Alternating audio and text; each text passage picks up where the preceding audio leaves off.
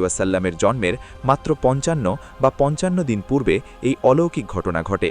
বস্তুত এটা ছিল শেষ নবীর আগমনের আগাম শুভ সংকেত। মক্কার ধর্মীয় অবস্থা দেখলে মক্কার লোকেরা মূলত হজরত ইসমাইল আলাইহিমুসাল্লামের বংশধর ছিল এবং তারা জন্মগতভাবেই তৌহিদ, রিসালাত ও আখেরাতে বিশ্বাসী ছিল। তারা কাবা গৃহকে যথার্থভাবেই আল্লাহর গৃহ বলে বিশ্বাস করত এবং তার রক্ষণাবেক্ষণ ও তত্ত্বাবধান করত। তারা এখানে নিয়মিতভাবে তাওয়াফ, সাই ও হজ করত এবং বহিরাগত হাজিদের নিরাপত্তা ও পানি সরবরাহের দায়িত্ব পালন করত।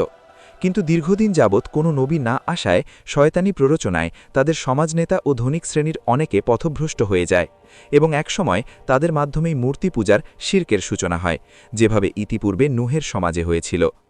আরবের সামাজিক অবস্থা ছিল আরও নির্মম। ইসলামের ছায়া না থাকার কারণে চারিদিকে ছিল অন্ধকারের আবরণ, অন্যায়, নির্যাতন, নিপীড়ন, নারীদের উপর অত্যাচার, মদ, জুয়া, হত্যা, ফিতনায় তারা ডুবে থাকত সবসময়। চারিদিকে যেন অন্যায় আর অবিচার অন্ধকারে মোড়ানো, যাকে বলা হয় অন্ধকারের যুগ। এ সব কিছুর মাঝে জন্ম নেয় এক আলোর দিশারি, একটা উজ্জ্বল নূর, হাজারো মানুষের কষ্টের সমাধান। তিনি হলেন আমাদের নবী, বিশ্বনবী হজরত মুহাম্মদ সাল্লাল্লাহু আলাইহি ওয়াসাল্লাম। পার্ট 2 দেখবেন নবীজির দুনিয়াতে আগমন।